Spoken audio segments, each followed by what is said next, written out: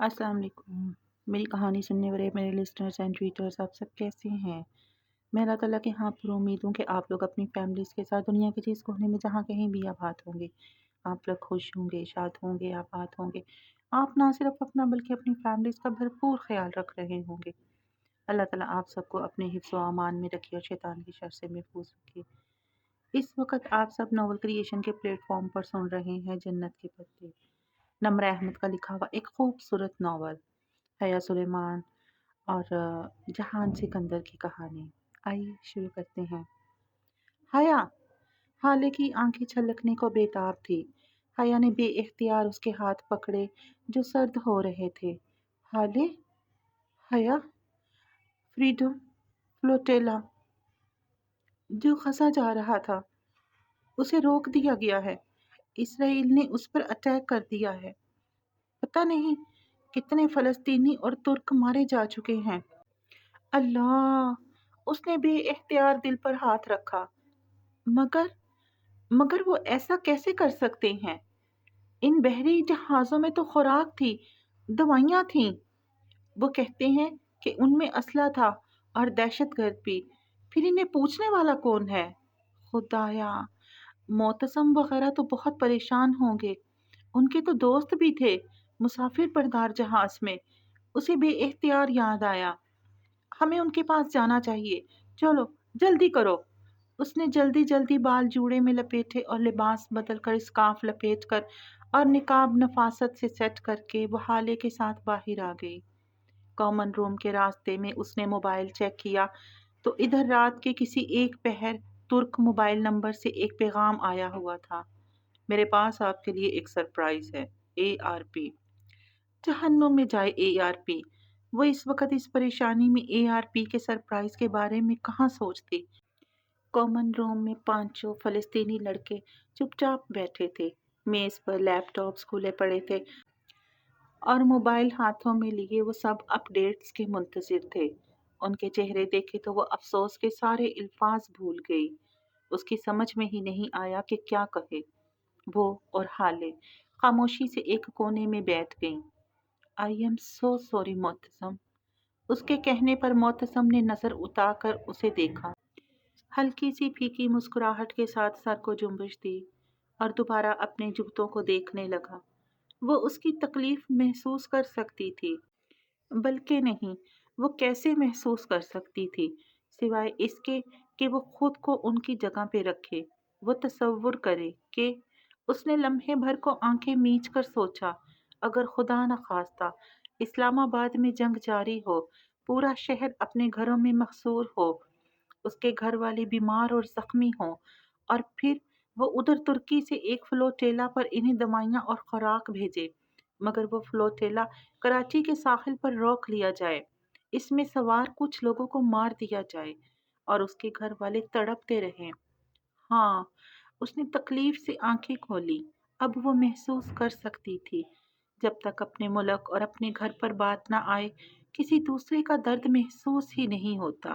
Common room का दरवाज़ा खोलकर टाली अंदर दाखिल हुई। हया और हाले ने एकदम उसे देखा और फिर एक दूसरे को। टाली चलती हुई सामने आई।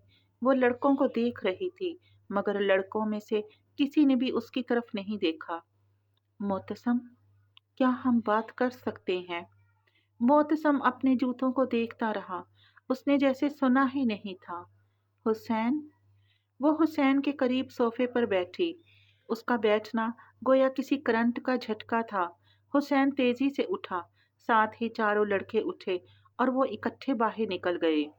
चाली लब काटते हुए उन्हें जाते देखती रही। वो नहीं जानती थी कि वो दिन उसकी और उन फलस्तीनियों की मिसाली दोस्ती का आखिरी दिन था। उनके निकलते ही दूसरी तरफ से लतीफ़ कमरे में दाखिल हुआ। आहट पर टाली और इन दोनों ने गर्दन मोड़ कर देखा। लतीफ़ ने जीन्स पे सफ़ेद टी शर्ट पहन रखी थी, जिस पर काले मार्कर से नुमाया करके लिखा था, शेम ऑन यू इसराइल। टाली ने वो तहरीर पढ़ी। उसके चेहरे का रंग बदल गया। हाले ज़ीरे लब मुस्कुराई और हया को देखा। वो भी जवाबन मुस्कुराई। टाली, ट्रस्ट मी, ये सिर्फ। लतीफ़ हाथ उठाकर अब बहुत ही धीमे अंदाज में टाली को समझा रहा था کہ اس کی یہ تحریر صرف اسرائیلی حکومت اور اسرائیلی فوج کے لیے تھی۔ اسے ٹالی سے کوئی مسئلہ نہیں تھا اور نہ ہی وہ اس سے ناراض تھی۔ ٹالی پھیکی مسکراہٹ کے ساتھ سر ہلاتے ہوئے سمجھنے والے انداز میں سنتی رہی۔ لطیف کیتھولک تھا، ڈچ تھا، وہ یہ سب کہہ سکتا تھا، مگر فلسطینیوں کی بات اور تھی۔ جو انہوں نے کیا حالے اور حیا کو بالکل درست لگا تھا۔ وہ ماتم کا دن تھا، گو کہ یونیورسٹی میں سارے کام معمول کے مطابق ہو رہے تھے، مگر در و دیوار پہ چھایا سوگ اور اذیت دل کو کاٹتی تھی۔ سمجھ میں نہیں آتا تھا کہ کیا کرے، کس سے انصاف مانگے۔ ہٹلر کہتا تھا، میں چاہتا تو تمام یہودیوں کو مار دیتا، مگر میں نے بہت سو کو چھوڑ دیا تاکہ دنیا جان سکے کہ میں نے ان کے بھائی بندوں کو کیوں مارا تھا۔ اور اس جیسی بہت سی دوسری کہاوتیں اسٹوڈنٹس اپنی اپنی شرٹس پہ لکھ کر پہنے گھوم رہے تھے۔ وہ اور ہالے بھی سارا دن سناٹے میں ڈوبی راہداریوں میں بے مقصد چلتی رہی تھی۔ پاکستان میں اپنے لاؤنج پہ بیٹھے ریموٹ ہاتھ میں پکڑے ٹی وی پہ فریڈم فلوٹیلا کی خبر دیکھنا اور افسوس کر کے چینل بدل دینا اور بات تھی، مگر ترکی میں رہ کر اسے ساری اذیت و تکلیف کا حصہ بننا دوسری بات تھی۔ وہ اینکر پرسن طلعت حسین کا شو کبھی بھی نہیں دیکھتی تھی، مگر یہ بات کہ وہ بھی ان سینکڑوں لوگوں کے ساتھ قید تھے بہت دل دکھانے والا تھا۔ وہ 6 جہاز تھے، 3 کارگو اور 3 مسافر بردار۔ یہ سب مختلف جگہوں سے آ کر مرمرہ میں ایک مقام پر اکٹھے ہوئے تھے۔ وہاں سے یہ پورا فلوٹیلا غزہ کی جانب گامزن ہوا تھا تاکہ غزہ کے محصورین کو امداد پہنچا سکے۔ جب فلوٹیلا غزہ کے قریب پہنچا تو اسرائیلی فوجوں نے جہازوں پر حملہ کر دیا، کتنے ہی لوگ شہید کر دیے اور باقی سب قید۔ دوپہر میں وہ اور حالے باہی سبانجی کے کیفے کے فوارے کے ساتھ کرسیوں پہ بیٹھی چارٹس اور پلے کارڈز بنا رہی تھی۔ انہوں نے سنا تھا کہ پورا استنبول سڑکوں پر نکل آیا تھا۔ سبانجی شہر میں نہیں بلکہ دور مسافات میں تھی، سو ان کا ارادہ بھی آج جا کر اس احتجاج میں شامل ہونے کا تھا۔ مئی کے آخری دھوپ فوارے کے پانی سے ابل رہی تھی۔ وہ کوہنیاں میز پر ٹکائے سر جھکائے پوسٹر میں رنگ کر رہی تھی۔ سکارف کے ایک پلو سے نفاست سے کیا گیا نقاب اس کے چہرے کا حصہ بن گیا تھا۔ صرف بڑی بڑی سیاہ آنکھیں نظر آتی جو پہلے سے زیادہ سنجیدہ ہو گئی تھیں۔ انسان ایک ہی دریا میں 2 دفعہ نہیں اتر سکتا۔ وہ بھی اب وہ والی حیا سلیمان نہیں رہی تھی جو 4 ماہ قبل ترکی آئی تھی۔ وہ آہستہ آہستہ نامحسوس طریقے سے بدلتی جا رہی تھی۔ ایک ثانیے کو اس کا ذہن صبح آئے پیغام کی جانب بھٹک گیا۔ کون سا سرپرائز؟ کیسا سرپرائز؟ خیر، عبد الرحمن کی ہر بات ہی سرپرائز ہوتی تھی۔ اب تو اس نے حیران ہونا بھی ترک کر دیا تھا۔ پلے کارڈز اور پوسٹرز لپیٹ کر جب وہ کامن روم میں آئی تو سینڈرا، چیری اور سارا کتابیں گود میں رکھے ٹی وی دیکھ رہی تھیں۔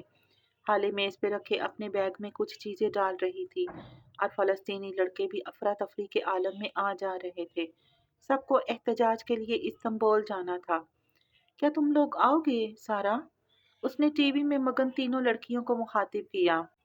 نہیں، سارا نے اسکرین پر نگاہیں جمائے بے نیازی سے شانے اچکائے۔ چیری اور سینڈرا نے تو اسے دیکھا تک نہیں، وہ اسی طرح کھڑی ٹکڑ ٹکڑ ان کے چہرے دیکھے گئی۔ حالے اور فلسطینیوں کے ساتھ سامان پیک کروانے اور احتجاجی شرٹس پہن کر اس کاررواں میں شامل ہونے کے لیے بہت سے ترک اسٹوڈنٹس بھی آ گئے تھے۔ یہ وہ لڑکیاں تھیں جو گرمی سردی ہر موسم میں منی اسکرٹس میں ملبوس ہوتی تھیں۔ وہ لڑکے جن کا دین مذہب سے کوئی دور دور کا واسطہ بھی نہ تھا، کانوں میں بالی اور قابل اعتراض تصاویر والی شرٹس اور جینز پہننے والے سب ایک ہو گئے تھے۔ مگر وہ لڑکیاں چیری، سارا اور ٹالی، وہ جن کے ساتھ حیا اور ڈی جے رات کو گھنٹوں باتیں کرتی تھی، جو ساتھ کھاتی پیتی سوتی جاگتی ہنستی بولتی تھیں، اب وہی لڑکیاں اجنبی بنی بیٹھی تھیں۔ یہ لوگ کیوں نہیں چل رہے؟ سب واضح تھا، پھر بھی اس نے الجھن بھرے انداز میں حالے سے دھیرے سے پوچھا۔ حالے نے سارا والی بے نیازی سے شانے اچکائے۔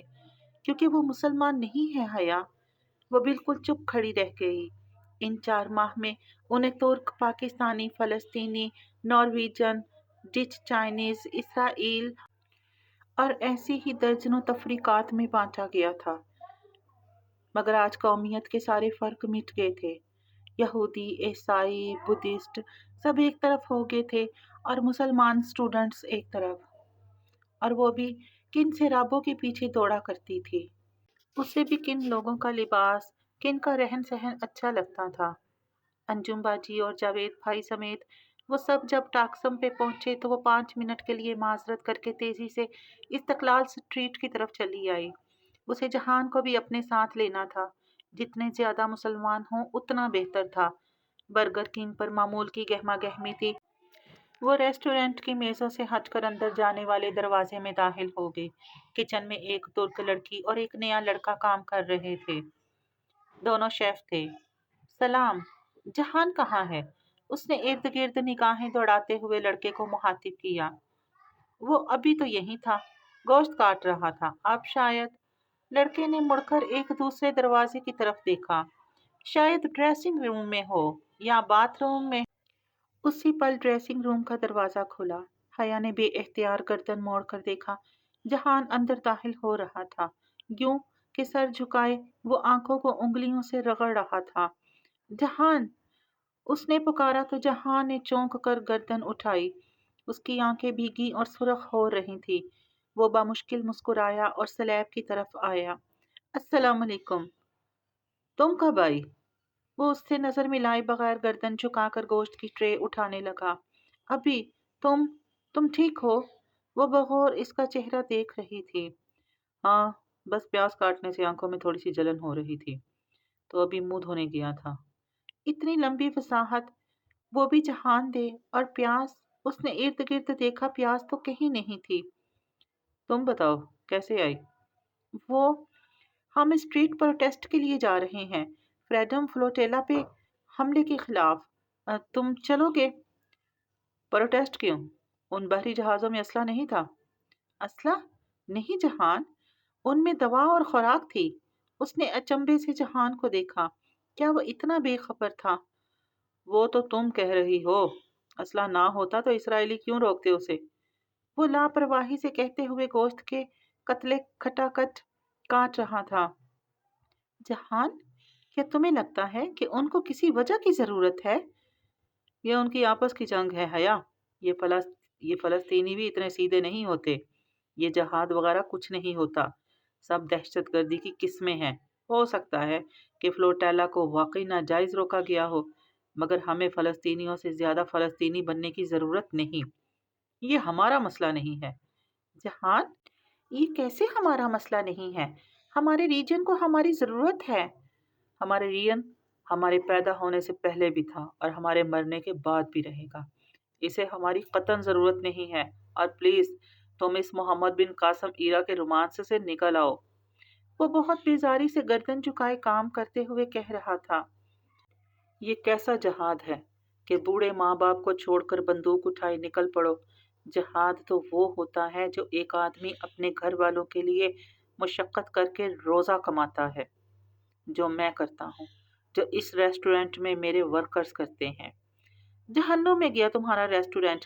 بہرحال میں تم سے متفق نہیں ہوں، اور اگر تم غلط ہو کر اتنے پر اعتماد ہو سکتے ہو تو میں صحیح ہو کر پر اعتماد کیوں نہیں ہوں؟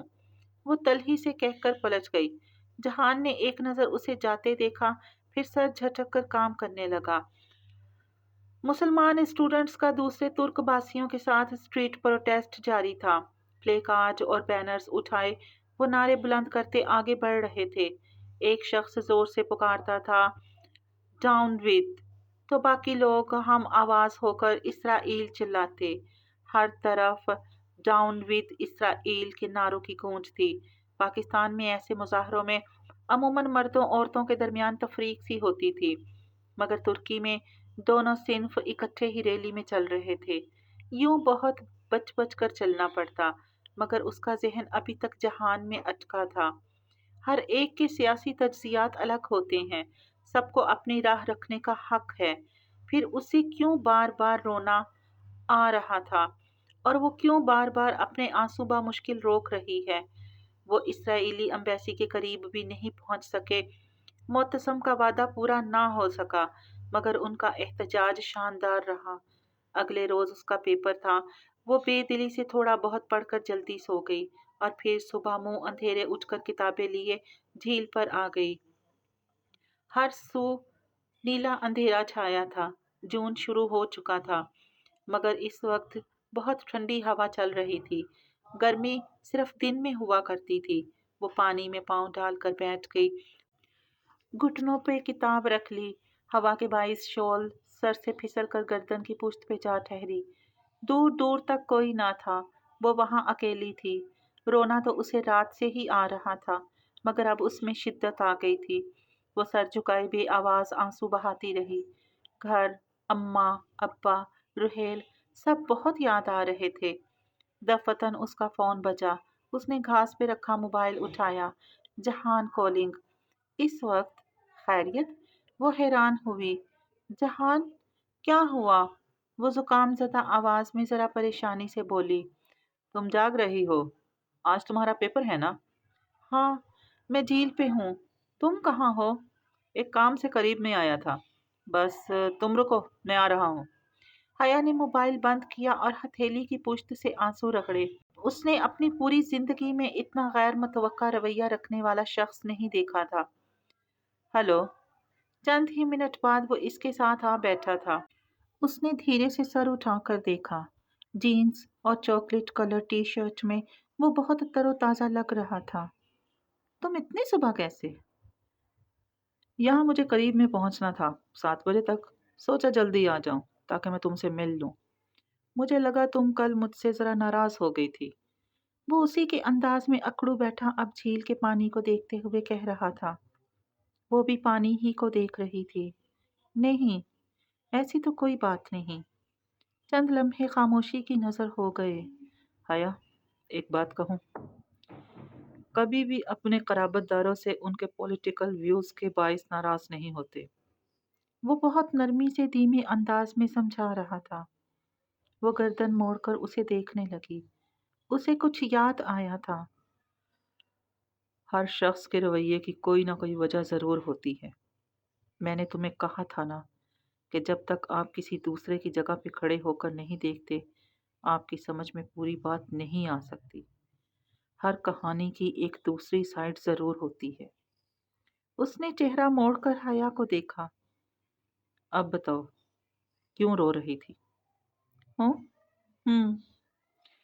وہ فوراً نگاہ چرا کر پانی کو دیکھنے لگی۔ بس گھر یاد آ رہا تھا۔ صبر کر لو۔ انسان کو ہمیشہ اتنی ہی تکلیف ملتی ہے جتنی وہ سہ سکے، اور اگر وہ نہ سہنا چاہے، آخر کیوں انسان کو سہنا پڑتا ہے سب کچھ؟ زندگی آسان کیوں نہیں ہوتی جہان؟ اس کی آنکھیں پھر سے بھیگ گئیں۔ وہ ابھی تک پانی کو دیکھ رہی تھی جو چمک رہا تھا، جیسے نیلے آسمان پہ چاندی کے تھال کی طرح کے چاند سے قطرہ قطرہ چاندی پگھل کر جھیل کی سطح پہ گر رہی تھی۔ ابھی تمہاری اسٹوڈنٹ لائف ہے، اسے جتنا انجوائے کر سکتی ہو کرو، کیونکہ اس کے بعد زندگی اپنا نقاب اتار پھینکتی ہے اور چیزیں بہت مشکل ہو جاتی ہیں۔ میرے ساتھ بھی تمہاری زندگی مشکل ہو جائے گی۔ تم کرو گی مجھ سے شادی؟ لمحے بھر کو چاندی کی تہ جھیل کی سطح سے پھیل کر سارے سبزہ زار پر چڑھتی گئی۔ وہ ہر شے کو چاندی بنا گئی اور وہ دونوں بھی چاندی کے مجسمے بنے رہ گئے، چمکتے ہوئے سلور مجسمے۔ ہماری شادی ہو نہیں چکی؟ وہ تو ہمارے بڑوں نے کی تھی، اب فیصلہ ہمارے ہاتھ میں ہے۔ تم مجھے جانتی ہو، میں کوئی ہر وقت ہنستا مسکراتا آدمی نہیں ہوں۔ میں جانتا ہوں میں بعض دفعہ بہت سخت ہو جاتا ہوں اور تب تمہیں میں بہت برا لگتا ہوں، مجھے پتا ہے، مگر میں ایسا ہی ہوں۔ کیا تم میرے ساتھ ساری زندگی رہ لو گی؟ وہ بہت سنجیدگی سے پوچھ رہا تھا۔ حیا نے دھیرے سے شانے اچکائے۔ استنبول میں ہر حالات میں رہنے کو تیار ہوں میں، اللہ نہ کرے جو ہم یہاں رہیں۔ وہ ایک دم بالکل غیر ارادی طور پر چونک کر بولا۔ چاندی کے دوسرے مجسمے نے حیرت سے اسے دیکھا۔ کیوں؟ یوں ہی کہہ رہا تھا۔ پہلے مجسمے نے گردن موڑ لی۔ तुम्हें पुप्पो ने कब बताया कि हम? वो बात अधूरी छोड़ गई। वो क्यों बताती? मैं उस वक्त 8 साल का था, और 8 साल के बच्चे का हाफजा अच्छा खासा होता है। मुझे हमेशा से पता था। मैं समझी थी कि तुम्हें नहीं पता। बेइख्तियार उसने जुबान दांतों तले दबाई। जुबान भी चांदी की बन चुकी थी। तुम्हें क्या लगता है मैं हर किसी से माजरत करने आ जाता हूँ, या हर लड़की को डिनर के लिए ले जाता हूँ? वो जरा खफकी से उस माजरत का हवाला देने लगा जब उसने उसका जिंजर ब्रेड हाउस तोड़ा था। तुम मेरी बीवी हो और मेरे लिए बहुत खास हो। बस मेरे कुछ मसले हैं, वो ठीक हो जाए तो हम अपनी जिंदगी शुरू करेंगे। चांदी की तह अब सब्जाजार के दहानों से फैलती ड्रूम ब्लॉक्स पे छाती जा रही थी। पूरी दुनिया, जमीन, आसमान, सब चांदी बनता जा रहा था। हया, हमारे बहुत मसले रहे हैं, मगर मेरी माँ, हम इन्हें ठीक कर लेंगे। वो जख्मी अंदाज से मुस्कुराया। हम हमेशा से साथ मिलकर अपने मसले ठीक करते आए हैं। हमने बहुत अजियतें काटी हैं, बहुत दुख उठाए हैं, मगर मेरी माँ बहुत मजबूत औरत है, बहुत नाडर, बहुत बहादुर। उन्होंने सारी जिंदगी की बुटीक्स के लिए कपड़े सीकर मुझे किसी काबिल बनाया है। वो अब भी ये काम करती हैं, मगर उन्होंने तुम्हें नहीं बताया होगा। वो अपने मसले किसी से बयान नहीं करती। मैं चाहता हूँ कि तुम भी इतनी ही मजबूत और बहादुर बन जाओ। वजीहा मुजस्समा उठ खड़ा हुआ तो चांदी का खौल चटका। सब्जाजार पे चढ़े वरक में दरारें पड़ गईं। मैं चलता हूँ, तुम अच्छा सा एग्जाम दो, और अगर लंदन चलने का मूड हो तो बताना। एक धीमी मुस्कुराहट के साथ कहता वो जाने के लिए मुड़ गया। वो भीगी आंखों और नीम मुस्कान से उसे जाते देखती रही। चांदी के टुकड़े टूट टूट कर झील के पानी में गुम हो रहे थे। चांद अब सुर्ख नारंगी रोशनी के नुक्तों में डर कर बादलों की ओट में तैरने लगा था। फसों खत्म हो चुका था। हकीकी दिन का आगाज हो चुका था। 6 जून को जब तक इसराइल ने सारे कैदी रिहा कर दिए, तब तक सबांजी और इस्तांबुल में गमो गुस्से की फिजा छाई रही। कैदियों की रिहाई के लिए मुजाहरे, तैयब उर्दगान के सख्त बयानात और फ़लस्तीनी स्टूडेंट्स का तनाव, और भी बहुत कुछ हुआ जो हमारी कहानी के दायरा कार से बाहर है। बहरहाल, मावी, मरमरा और फ्रीडम फ्लोटैला की परेशानी ख़त्म हुई तो सब एग्ज़ाम्स की तरफ मतवज्जो हो गए। वो इम्तहान भी इसी लंबे स्कर्ट, फुल स्लीव ब्लाउज और स्कार्फ से किए गए निकाब में देती गई, और अब उसे अपने चेहरे की आदत होती जा रही थी। कंधे पर बैग लटकाए और सीने से फाइल लगाकर बाजू लपेटे, वो सर उठाकर बहुत एतमाद से जब सबांजी की राहदारी में चलती तो उसे टाली और उसकी दोस्तों की आवाज़ों की परवाह ना होती। टाली अभी भी उसे इस्तेज़ा या अंदाज में अरब बैची कहती थी। अरब बाजी, ये उर्दू वाला बाजी ही था कि तुर्कों का। जीम की आवाज़ से पड़ जाता था। अलबत्ता टाली और फ़लस्तीनी लड़कों के दरमियान फ्रीडम फ्लोटैला की खींची गई लकीर हनूज़ कायम थी। गो के डीजे अपनी दिली ख्वाहिश की तकमील देखने के लिए जिंदा नहीं थी। 9 जून को इम्तहान ख़त्म हुए तो अलविदाई दावतों का आगाज़ हो गया। 50 ममालिक के एक्सचेंज स्टूडेंट्स में से कुछ आखिरी महीने में दूसरे ममालिक जा रहे थे, जबकि कुछ तुर्की में ही रह रहे थे। वो आयशे के पास बयूक अदा जाना चाहती थी, मगर वहाँ अब्दुल रहमान था, और अभी कॉफ़ी तो उसे याद होगी।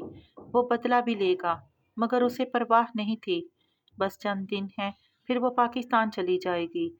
तो ना वहाँ अब्दुल रहमान होगा, ना आवाज़ें कसने वाली टाली। वहाँ उसके हिजाब की इज्जत होगी। पहली दफ़ा उसे ताया फुरकान के नज़रियात बुरे नहीं लगे थे। वो ठीक ही इरम पर रोक टोक करते थे।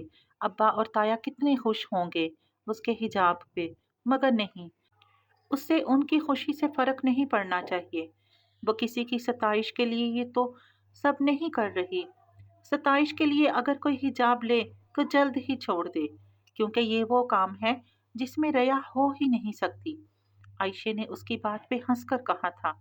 वो इतने दिनों बाद आज बयूकदा आई थी, और अब वो तीनों साहिल के किनारे एक ओपन एयर कैफे में बैठी थी। اس سے قبل وہ ان دونوں بہنوں کے ساتھ حلیمہ آنٹی کی طرف بھی ہو آئی تھی۔ آنٹی عثمان انکل اور سفیر کے ساتھ کہیں نکل رہی تھی۔ بس دروازے پہ ہی کھڑے کھڑے سلام دعا ہو سکی۔ عثمان انکل ویسے ہی تھے، بھاری بھرکم اور خوش مزاج۔ ڈی جے کا افسوس کرنے لگے تو عادتاً بولتے ہی چلے گئے، اور بہارے گل برے برے منہ بنا کر سنے گئی۔ ایک وہی تھی جو اپنے تاثرات نہیں چھپا سکتی تھی۔ سفیر سے البتہ بہارے اور عائشہ دونوں بور نہیں ہوئی تھی۔ وہ اکثر اس کا ذکر کرتی تھیں، اور اب حیا کی سفیر سے سرسری سی ملاقات بھی ہو گئی تھی۔ وہ 23-24 برس کا خوش مزاج سا لڑکا تھا، جیسا کہ یورپ میں مقیم پاکستانی لڑکے ہوتے ہیں۔ اس کی شادی اس کے والدین پاکستان میں زبردستی کرنا چاہتے تھے، اور یہ قصہ بہارے اتنی دفعہ دہرا چکی تھی کہ وہ حیا کے لیے اہمیت کھو چکا تھا۔ وہ دونوں باپ بیٹا ہوٹل گرینڈ میں کام کرتے تھے، اور اس 10 منٹ کی ملاقات میں بھی چند ایک بار سفیر کے لبوں سے عبد الرحمن بھائی ضرور نکلا تھا۔ وہی ستائش، فخر سے نام لینے کا انداز جو ان دونوں بہنوں کا بھی خاصا تھا۔ پتہ نہیں ان سب کو عبد الرحمن میں کیا نظر آتا تھا۔ جانے سے پہلے اس نے ایک دفعہ سوچا کہ عثمان شبیر سے پوچھ لے کہ جہاز میں انہوں نے اگلی نشست پہ بیٹھی ترک عورت کو کیا کہا تھا کہ وہ خفگی سے واپس مڑ گئی تھی، مگر پھر اس نے جانے دیا بعض باتیں ادھوری ہی رہیں تو بہتر ہوتا ہے، اور ریاکاری کی ایک پہچان ہوتی ہے۔ حیا عائشہ کہہ رہی تھی، بعض دفعہ بندے کو خود بھی علم نہیں ہوتا کہ وہ دکھاوا کر رہا ہے، مگر ایسے کام کی پہچان یہ ہوتی ہے کہ اللہ اس پر کبھی ثابت قدمی عطا نہیں کرتا۔ ساحل کے کنارے پر سیاحوں کا کافی رش تھا۔ بیوقدہ استنبول والوں کا مری تھا۔ موسم گرما شروع ہوتے ہی سیاحوں کا رش لگ جاتا تھا۔ بھورے سرمئی پروں والے سمندری بغلے بھی ساحل کی پٹی کے ساتھ ساتھ اڑ رہے تھے۔ بہارے کے ہاتھ میں روٹی تھی اور وہ بغلوں کی طرف اچھال رہی تھی۔ ایک ٹکڑا ابھی زمین پر نہ گرتا، بغلے فضا میں ہی اسے چونچ میں دبا لیتے۔ ثابت قدمی واقعی مشکل ہوتی ہے عائشہ۔ میری ساتھی اسٹوڈنٹس مجھ پہ آواز کس کر پوچھتی ہیں کہ میں نے اس بڑے سے اسکارف کے اندر کیا چھپا رکھا ہے۔ تم آگے سے کہا کرو خود کش بم چھپا رکھا ہے۔ بہارے نے اس کی طرف گردن جھکا کر رازداری سے کہا تھا، مگر اس کی بہن نے سن لیا۔ بری بات بہارے، عائشہ گل نے خفگی سے اسے دیکھا۔ جب اچھی لڑکیاں کوئی فضول بات سنتی ہیں تو اسے باوقار طریقے سے نظر انداز کر دیتی ہیں۔ بہارے نے اتنی ہی خفگی سے سر جھٹکا اور روٹی کے ٹکڑے توڑنے لگی۔ خیر ہے بہارے، بس جولائی میں واپس چلی جاؤں گی، اور وہاں نہ ترک حکومت کی سختی ہوگی نہ اسرائیلی تانے۔ میں ادھر پوری آزادی کے ساتھ حجاب لے سکوں گی۔ ضرور، مگر خندق کی جنگ میں ایک بنو قریظہ مل ہی جاتا ہے حیا۔ مطلب؟ اس نے ناسمجھی سے ابرو اٹھائی۔ جواباً عائشہ اپنے خاص انداز میں مسکرائی، جیسے اس کے پاس دکھانے کے لیے کوئی خاص جواہر ہو۔ تم نے کبھی سوچا ہے حیا کہ آیت حجاب سورۃ احزاب میں ہی کیوں آئی ہے؟ اس نے جواب دینے کی بجائے ایک نیا سولل کیا۔ اس نے ذہن پر زور دیا، پھر نفی میں سر ہلا دیا۔ شاید اس لیے کہ یہ حکم غزوہ احزاب کے قریب ہی اترا تھا۔ یہ تو سب کو نظر آتا ہے حیا۔ میں تمہیں وہ سمجھاؤں جو سب کو نظر نہیں آتا؟ یقین کرو یہ گتھی تمہارے پزل باکس کی پہیلیوں سے زیادہ دلچسپ ثابت ہوگی۔ حیا لاشعوری طور پر کرسی پر ذرا آگے ہوئی۔ بہارے برے برے منہ بناتی روٹی کے ٹکڑے اچھال رہی تھی۔ وہ بول نہیں سکتی تھی کہ عائشہ سن لیتی، اور سب کے سامنے وہ ہمیشہ عائشہ کی وفادار رہتی تھی، لیکن اس نے قدیم لوک کہانی میں پڑھا تھا کہ مرمرا کے بغلے ان کہیں باتیں بھی سن لیتے ہیں، سو اس نے دل ہی دل میں ان پھڑ پھڑاتے بغلوں کو مخاطب کیا تھا۔ عبد الرحمن ٹھیک کہتا ہے، میری بہن کو لیکچر دینے کے علاوہ کچھ نہیں آتا۔ کیا تم نے سنا میں نے کیا کہا؟ اللہ چاہتا تو کسی اور سورہ میں یہ حکم نازل کر دیتا، یا اس سورہ احزاب کا کچھ اور نام رکھ دیتا، مگر یہی نام کیوں؟ ایک چھوٹے سے بغلے نے فضا میں ہی بہارے کا پھینکا ٹکڑا اچکا اور پر پھڑاتے ہوئے اڑ گیا۔ بہارے نے گردن اٹھا کر اسے اوپر اڑتے دیکھا۔ کیا اس نے سنا تھا جو وہ اس سے کہہ رہی تھی؟ تمہیں پتہ ہے احزاب کہتے ہیں گروہوں کو، اور احزاب دراصل غزوہ خندق کا دوسرا نام ہے۔ مجھے معلوم ہے کہ تم یہ سارا واقعہ جانتی ہو کہ کس طرح مسلمانوں نے خندق کھودی، مگر پھر بھی میں تمہیں یہ دوبارہ سنانا چاہتی ہوں۔ میری بہن حیا کو بور کر رہی ہے۔ اگر عبد الرحمن ادھر ہوتا تو یہی کہتا، کیا تم نے اب سنا؟ مگر بگلے بس روٹی چون چون میں دبا کر اڑ جاتے۔ تمہیں پتہ ہے مدینہ میں یہود کے ساتھ مومنین کا معاہدہ تھا کہ مدینہ پر حملہ ہوا تو مل کر دفاع کریں گے، مگر یہود تو یہود ہوتے ہیں۔ بنو قریظہ یہود کے گروہ نے اہل مکہ سمیت کئی گروہوں کو جا جا کر اکسایا کہ مدینہ پر حملہ کر دیں، وہ ان کے ساتھ ہیں۔ یوں جب سارے گروہوں نے لشکر کی صورت مدینہ کے باہر پڑاؤ ڈال دیا تو بنو قریظہ آپ صلی اللہ علیہ وآلہ وسلم کا اعتماد کر گروہوں کے ساتھ جا ملا۔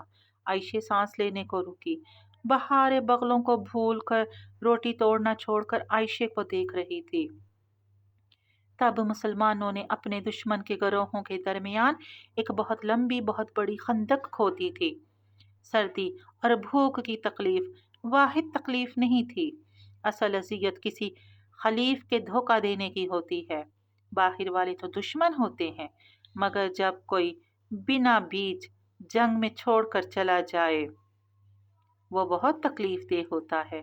اسی لیے جب یہ گروہ محاصرے سے تنگ آ کر ایک عرصے بعد واپس چلے گئے اور بنو قریظہ خف کے مارے اپنے قلعوں میں جا چھپے تو ان کو سزا یہ ملی کہ ان کے ایک ایک مرد کو چن چن کر مارا گیا کہ یہ اللہ کا حکم تھا۔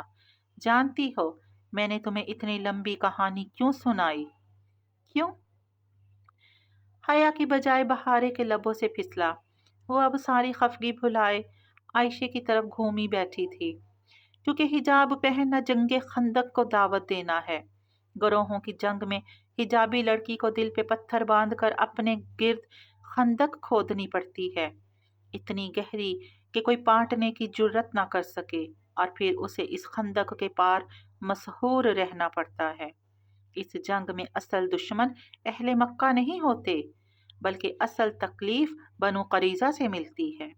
یہ جنگ ہوتی ہی بنو قریظہ سے ہے، اور خندق جنگ کبھی بھی بنو قریظہ کے بغیر وجود میں نہیں آتی۔ عائشہ خاموش ہوئی تو کوئی سحر ٹوٹا۔ حیا نے سمجھ کر سر ہلایا۔ قرآن کی پہیلی زیادہ دلچسپ ہوتی ہے۔ تم صحیح کہہ رہی ہو، مگر شکر ہے میری فیملی حجاب کی بہت بڑی حامی ہے۔ میرا ان سے ساری زندگی نقطہ اختلاف ہی یہ رہا ہے۔ ہو سکتا ہے تمہاری اس جنگ میں کوئی بنو قریظہ نہ ہو، اللہ کرے ایسا ہی ہو۔ عائشہ نے مسکرا کر دعا دی تھی۔ مگر عائشہ، بہارے کچھ کہتے کہتے الجھ کر رک گئی۔ ان دونوں نے سوالیہ نگاہوں سے اسے دیکھا۔ وہ قدرے مبہم سے تاثرات کے ساتھ کچھ سوچ رہی تھی۔ کیا ہوا بہارے؟ کچھ نہیں۔ بہارے سنبھل کر مسکرائی۔ اسے حیا کے سامنے عائشہ کا ہمیشہ وفادار رہنا تھا، لیکن بعد میں تنہائی میں وہ اسے بتائے گی کہ اس نے پوری پہیلی حل نہیں کی۔ وہ احزاب کی پزل میں کچھ مس کر گئی تھی، وہ اصل نتیجہ نہیں جان سکی تھی، اور وہ تو کتنے سمے کی بات تھی۔ بہارے نے ذرا غور کیا تو اس کی سمجھ میں آ گیا۔ اس نے دل ہی دل میں وہ بات بغلوں سے دہرائی۔ کیا تم نے اب سنا؟ کیا تم نے سنا؟ قریب ہی ساحل پہ پھدکتے بگلے نے ریت میں کچھ ڈھونڈنے کے لیے گردن جھکائی تھی۔ کیا یہ اسبات کا اشارہ تھا؟ بہارے گھل سمجھ نہ سکی۔ امتحانات کا موسم ختم ہوا تو الوداعی دعوتوں کا سلسلہ شروع ہو گیا۔ اسٹوڈنٹس نے اب آخری مہینے کی سیاحت کے لیے روانہ ہونا تھا۔ سوسبانجی میں ایک دفعہ پھر سے وہی ماحول چھا گیا جو سپرنگ بریک سے پہلے چھایا تھا۔ روانگی کی تیاریاں، پیکنگ، آخری شاپنگز، نقشے، گائیڈ بکس، صرف وہی تھی جس نے ابھی کوئی حتمی فیصلہ نہیں کیا تھا۔ اس رات ان کے ڈروم میں پورٹ لک ڈنر تھا۔ سب ایکسچینج اسٹوڈنٹس اپنے ممالک کی ڈشز تیار کر کے لا رہے تھے۔ دیسی کھانوں میں بریانی کے علاوہ اسے صرف چکن کڑاہی بنانی آتی تھی، سو انجم باجی کے اپارٹمنٹ پہ ان کے ساتھ مل کر اس نے وہی بنائی۔ نمک مرچ البتہ ذرا تیز ہو گیا تھا۔ چلو خیر ہے، कम बनी है तो कम ही खाएंगे सब। अंजुम बाजी ने उसे तसल्ली दी। अभी वो दोनों उनके कमरे में बड़े आईने के सामने खड़ी तैयार हो रही थी।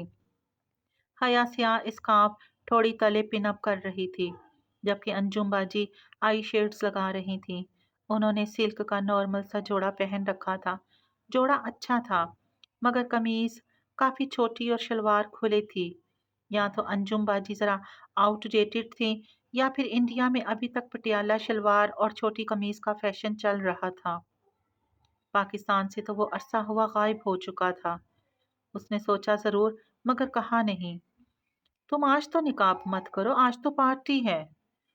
तुम आज तो निकाब मत करो, आज तो पार्टी है। उसे निकाब उड़सते देखकर अंजुम बाजी जरा बेचैनी से बोली थी। वो जरा चौंकी, फिर धीरे से मुस्कुराई। पार्टी तो है अंजू बाजी, मगर लोग तो वही हैं जिनसे सारा दिन निकाब करती हूँ।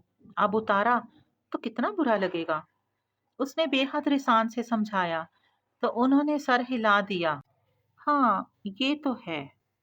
अपने देसी लोग कितने अच्छे होते हैं ना। हिजाब पे आपको अजियत नहीं देते, जैसे टाली जैसे लोग देते हैं। शुक्र है अंजुम बाजी ने दोबारा एतराज नहीं किया। करना भी नहीं चाहिए। वो भी तो इनके पुराने फैशन पे कुछ नहीं बोली थी। उसने पेशानी से स्कार्फ ठीक करते हुए सोचा था। आज उसने स्याह सिल्क ब्लाउज और स्कर्ट के साथ स्याह स्कार्फ लिया था। पूरा लिबास स्याह था। बस आस्तीन पे कलाइयों के गिर्द सफेद मोतियों की दोहरी लड़ी लगी थी, जो मध्यम सी चमकती थी। ड्रोम ब्लॉक के कॉमन रूम में रोशनियों का सा समा था। कुर्सियों के फूल वैसे ही बने थे जैसे हुसैन की सालगिरह के दिन बनाए गए थे। आह, उसका जिंजर ब्रेड हाउस और डीजे। यूरोपियन लड़कियां बहुत दिल से तैयार हुई थी। शोल्डर लेस मलबूसात जो घुटनों पर से ऊपर आते थे, जैसे वो कोई हरदम नाइट हो। ऐसे में वो सबसे अलग थलग एक कोने में खामोश सी बैठी थी। फलस्तीनी लड़के और हाले अपने अपने कामों में मसरूफ थे, सो नहीं आ सके थे। वो खुद को बहुत तन्हा महसूस कर रही थी। दिल में अजीब सी वीरानी छाई थी, जैसे वो किसी गलत जगह पे आ गई हो। अगर वो पहले वाली हया होती तो ऐसे तैयार होती कि कोई उसे नज़रअंदाज ना कर पाता। वो मौका की मुनासबत से साड़ी, ऊंचा जूड़ा और हाई हील्स पहनती, और उसने सर झटका। ज़माना जाहलियत की कशिश शकल आखिर मरती क्यों नहीं है? वो क्यों बार बार खींचती रहती है? हालांकि वो कतन वापस उस दौर में नहीं लौटना चाहती थी। वो तो इस पहाड़ी पे कदम ब कदम ऊपर चढ़ना चाहती थी। फिर अब नीचे क्यों देख रही थी? नीचे तो खाई थी। खाना शुरू हो चुका था। स्टूडेंट्स हंसते मुस्कुराते बातें करते प्लेटें लिए इधर उधर घूम रहे थे। ताली अपनी डिश उठाए थामे आई थी। पता नहीं गोश्त और गाजर का क्या मलगूबा था, जिसका वो एक बहुत मुश्किल सा इब्रानी नाम ले रही थी। उसने बहुत खुशदिली से हया के आगे डिश की, तो हया ने शुक्रिया कहते हुए जरा सा प्लेट में डाला। टाली मुस्कुराकर आगे बढ़ गई। हया ने तमाम सोचों को जहन से झटकते कांटे में गोश्त का टुकड़ा फंसाया, फिर एकदम ठहर गई।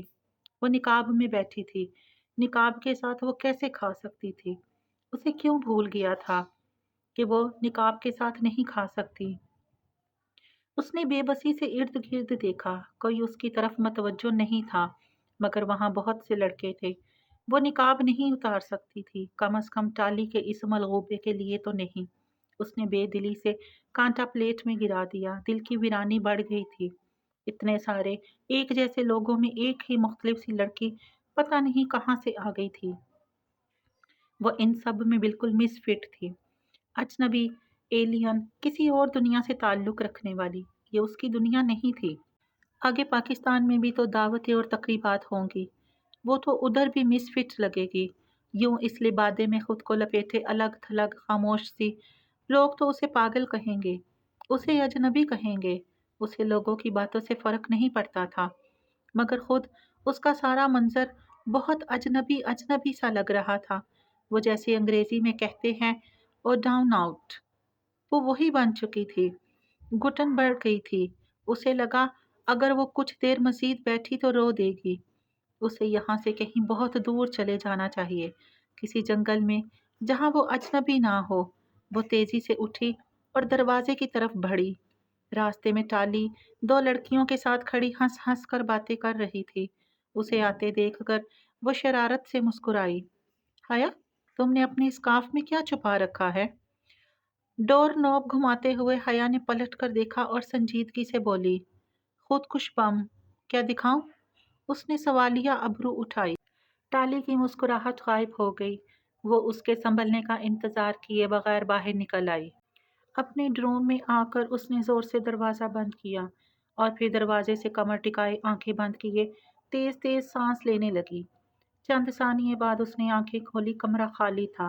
چاروں ڈبل سٹوری بینکس نفاست سے بنے پڑے تھے۔ وہ اسی طرح دروازے سے لگی زمین پہ بیٹھتی گئی، اسکارف کی پن نوچ کر اتاری اور اسے اپنی میز کی طرف اچھالا۔ وہ کرسی پہ جا گرا اور ایک پلو لٹکتا ہوا زمین کو چھونے لگا۔ وہ اسے اٹھانے کے لیے نہیں اٹھی، بس نم آنکھوں سے اسے دیکھے گئی۔ وہ تو کبھی محفلوں کی جان ہوتی تھی، اتنی سحر انگیز کہ اسے کوئی نظر انداز نہیں کر سکتا تھا۔ پھر اب وہ کیسے ایک دم سے اجنبی بن گئی تھی۔ بپ کی آواز کے ساتھ پاکٹ میں رکھا موبائل بجا۔ اس نے فون نکال کر ڈبڈبائی آنکھوں سے دیکھا۔ میجر احمد کا میسج آیا تھا۔ کیسی ہیں آپ؟ بس 3 الفاظ۔ شاید اس کے دل نے اسے بتا دیا تھا کہ وہ بہت ٹوٹی ہوئی بکھری ہوئی سی ہے۔ اس وقت یہ کوئی جی پی ایس ٹریکنگ نہیں تھی، وہ وجدان کا تعلق تھا، خیال کا رشتہ۔ وہ جواباً ٹائپ کرنے لگی، مجھے جنت کے ان پتوں نے دنیا والوں کے لیے اجنبی بنا دیا ہے میجر احمد۔ پیغام چلا گیا۔ آنسو اسی طرح اس کے چہرے پر لڑکتے رہے۔ اسے پرانی زندگی یاد نہیں آ رہی تھی، اسے نئی زندگی مشکل لگ رہی تھی۔ احزاب کی جنگ کی یہ خندق تو بہت گہری، بہت تاریک تھی۔ اس میں تو دم گھٹتا تھا۔ وہ کیسے اس پہ قائم رہ پائے گی؟ احمد کا جواب آیا تو اسکرین جگمگا اٹھی۔ اس نے پیغام کھولا۔ اللہ کے رسول صلی اللہ علیہ وآلہ وسلم نے فرمایا تھا، اسلام شروع میں اجنبی تھا، عنقریب یہ پھر اجنبی ہو جائے گا، اور سلام ہو ان اجنبیوں پہ۔ اسکرین پہ ٹپ ٹپ اس کے آنسو گرنے لگے۔ وہ اللہ! اس نے بے اختیار دونوں ہاتھوں میں سر گرا لیا۔ کیوں نہیں سمجھ سکی کہ یہی اجنبی پن تو اسلام تھا؟ ایسی ہی تو ہوتی ہیں اچھی لڑکیاں، عام لڑکیوں سے الگ، منفرد، مختلف۔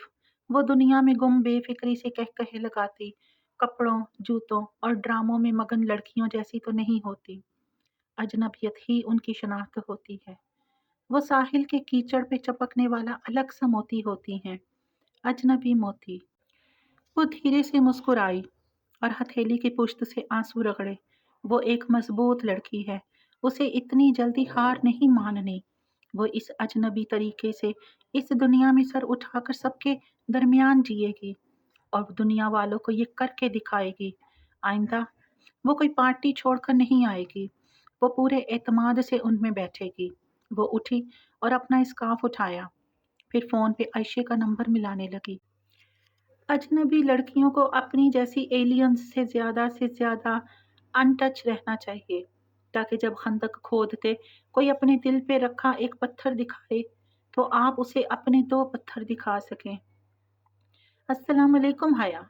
دوسری جانب بہاریں چہکی تھی، میں ابھی تمہارے بارے میں ہی سوچ رہی تھی۔ اچھا، تم کیا سوچ رہی تھی؟ وہ آئینے کے سامنے کھڑی بالوں کا جوڑا کھولنے لگی۔ نرم ریشمی بال کھول کر کمر پہ گرتے چلے گئے۔ وہ اب بھی اتنی ہی خوبصورت تھی جتنی پہلے تھی۔ میں سوچ رہی تھی کہ میں نے تم سے پوچھا ہی نہیں کہ تمہارا باکس کھلا یا نہیں۔ ارے ہاں، وہ کھل گیا، مگر اس میں صرف ایک چابی تھی۔ کھل گیا؟ تم نے پہیلی بوجھ لی؟ بہاریں ایک دم سے بہت پرجوش ہو گئی۔ ہاں، میں نے بوجھ لی۔ تو اس باکس کی کیا تھی؟ کون سا لفظ تھا؟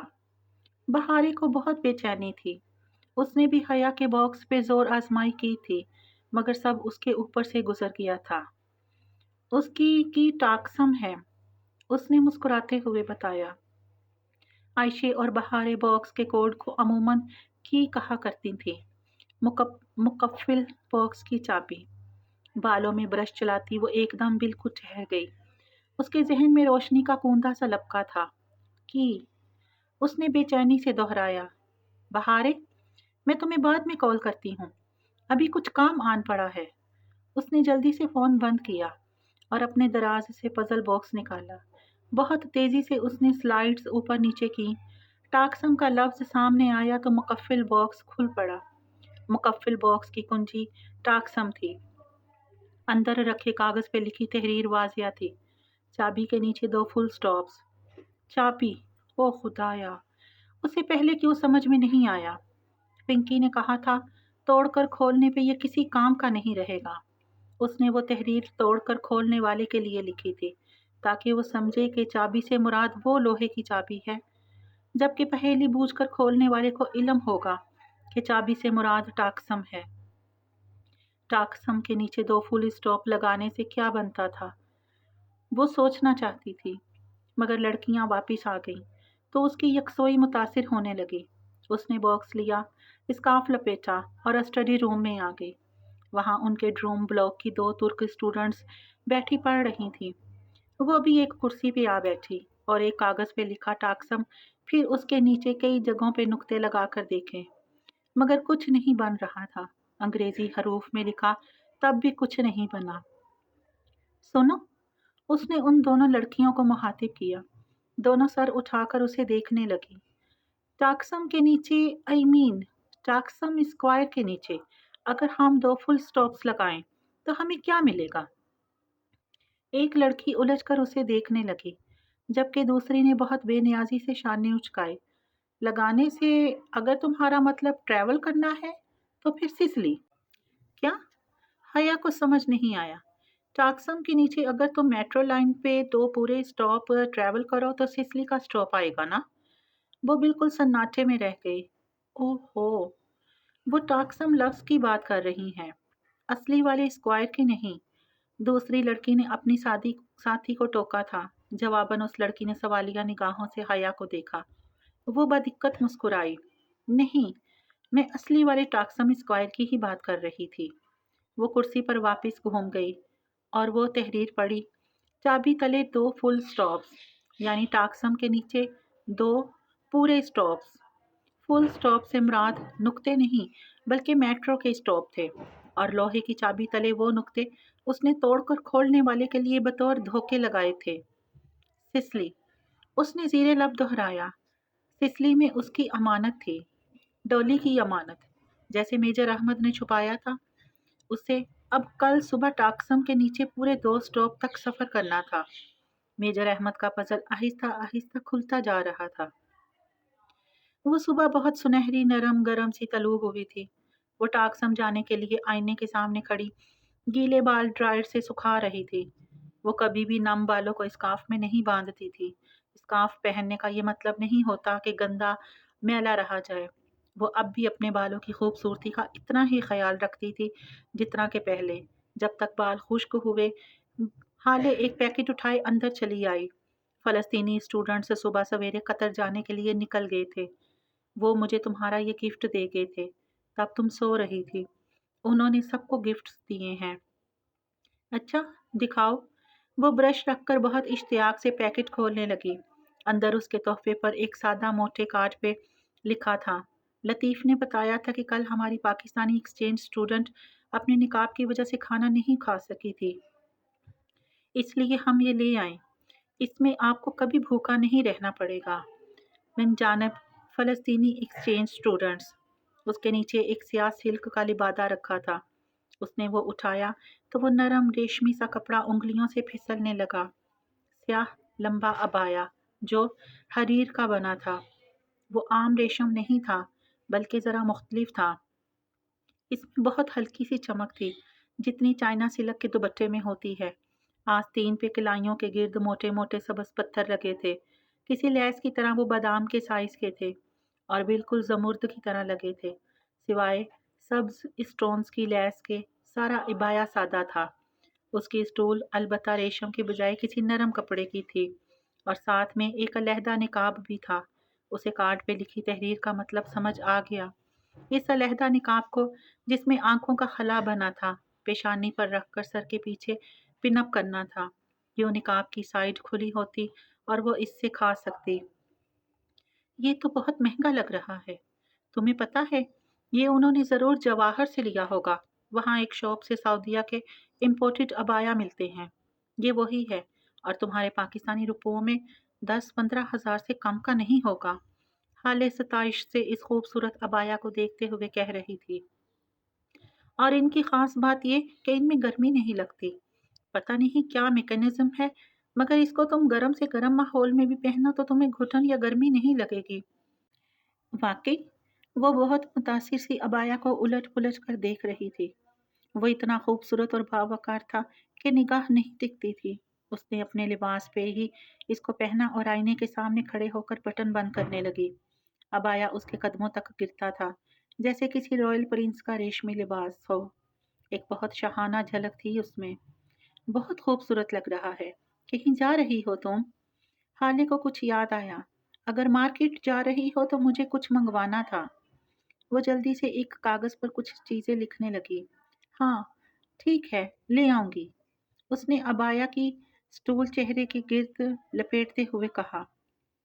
बस मुझे सिसली से एक अमानत उठानी है। ज्यादा देर नहीं लगेगी। हाले ने जो मेज पे कागज रखे कुछ लिख रही थी, नासमझी से सर उठाया। अमानत? क्या किसी ने तुम्हारे लिए रखवाई है? यही समझ लो। उसने जरा से शाने उचकाए। चाबी है तुम्हारे पास? हाले ने आदतन पूछा। वो हमेशा बाहर जाने से पहले पूछ लिया करती थी कि कौन सी शय रखी और कौन सी नहीं, मगर वो ठचक कर रुक गई। किस चीज की चाबी? अमानत की चाबी। उसके बगैर तो नहीं खुलेगी ना? हाले, उसने बेयकीनी से उसे देखा। तुम अमानत किसे कहती हो? अमानत लॉकर्स को। तुम उन्हीं की बात कर रही हो ना? हम लेफ्ट लगेज लॉकर्स को लगेज इमानत बोलते हैं ना? ओह, लेफ्ट लगेज लॉकर्स। उसने बेएख्तियार माथे को छुआ। वो लॉकर्स जहां लोग सामान महफूज करके चले जाते हैं कि बाद में उठा लेंगे। उसे ये ख्याल क्यों नहीं आया कि ये चाबी किसी लेफ्ट लगेज लॉकर की भी हो सकती है? हाले, हाले, वो तेजी से उसके करीब आई।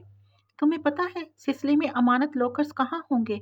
उसकी बात पे हाले मुतजब्ब सी सोचने लगी। सच कहूँ तो मैंने कभी इस्तांबुल में कोई पब्लिक लॉकर ट्राई नहीं किया, मगर अमूमन रेलवे स्टेशंस पर लॉकर्स होते हैं। तुम सिसली के स्टॉप पर देखना, शायद वहाँ कोई मिल जाए।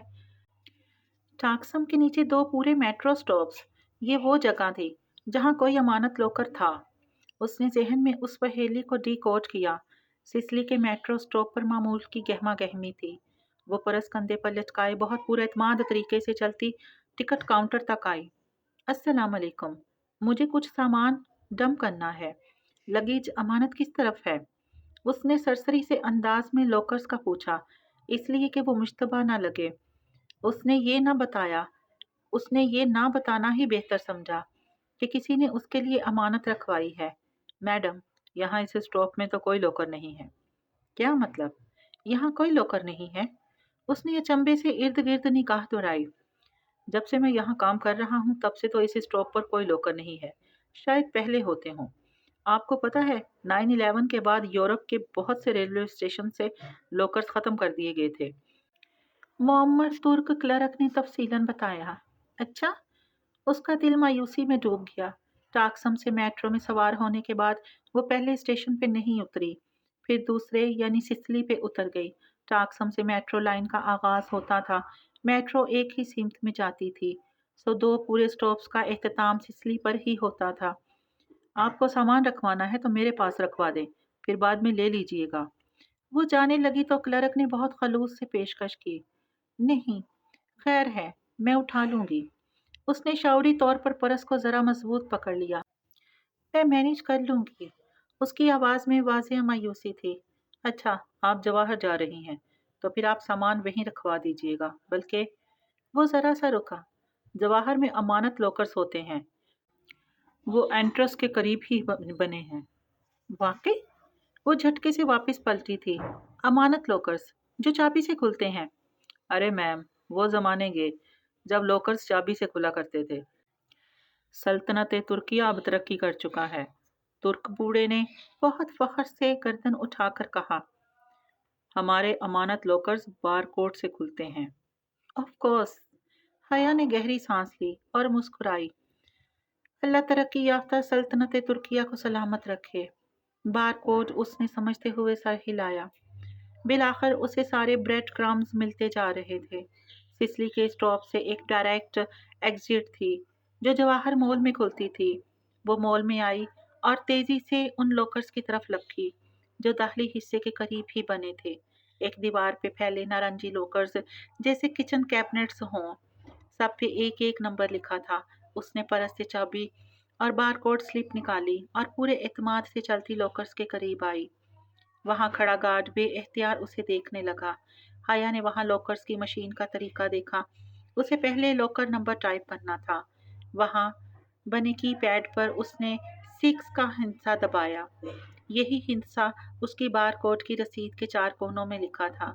यही लॉकर नंबर हो सकता था। मशीन की स्याह स्क्रीन पे 6 लिखा आया। फिर उसने बारकोड मांगा।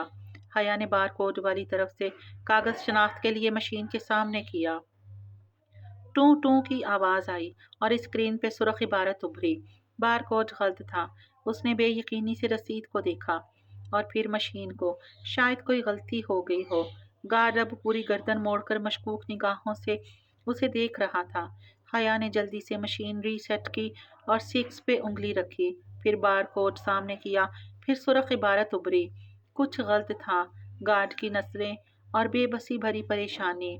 वो कपकपाती उंगलियों से तीसरी दफा मशीन रीसेट करने लगी तो रसीद हाथ से फिसलकर फर्श पे जा गिरी। वो तेजी से उठाने के लिए झुकी। रसीद का कागज उल्टा गिरा था, यूं कि अल्फाज सर के बल उल्टे नजर आ रहे थे। चारों कोनों में लिखा हुआ 6 अब उल्टा होकर 9 लग रहा था। कागज उठाकर उसने गर्दन उठाकर देखा। 9 नंबर लॉकर ऊपर वाली कितार में सबसे आखिर पे था। कुछ सोचकर उसने मशीन के की पैड पे 9 पे उंगली रखी। फिर बारकोड सामने किया। बिप की आवाज आई और सब्ज रंग की इबारत उभरी। 9 नंबर लॉकर खुल गया था। वो जल्दी से आगे बढ़ी और 9 नंबर लॉकर का दरवाजा खोला जैसे किचन कैबिनेट को खोलते हैं। अंदर एक चौकोर सी तिजोरी रखी थी जो पीछे कहीं से चिपकी थी। ये वो तिजोरी थी जिसकी धात की तहों में शीशे की तह होती है और अगर उसे गलत तरीके से खोलने की कोशिश की जाए तो अंदरूनी शीशा टूटकर तिजोरी को जाम कर देता है। उसने तिजोरी की होल में वो चाबी डालकर घुमाई। तिजोरी खुल गई। हया ने जल्दी से उसे खोला। अंदर एक छोटी सी स्याह मखमली डब्बी रखी थी जैसे अंगूठी की डब्बी होती है। उसने वो डब्बी मुट्ठी में दबाई और एहतियात से अपने खुले बैग के अंदर गिरा दिया कि पीछे खड़ा गार्ड ना देख सके। 2 मिनट के बाद वो मॉल के बाहर खड़ी थी। उसने बैग को मजबूती से पकड़ रखा था। तुर्की और तुर्की के एडवेंचर्स, वो कभी इन पर एक किताब ज़रूर लिखेगी। उसने मुस्कुराते हुए सोचा था। फिलहाल उसे एक ऐसी जगह की तलाश थी जहां बैठकर वो आराम से वो डब्बी खोल सके। दफतन उसका मोबाइल बजा।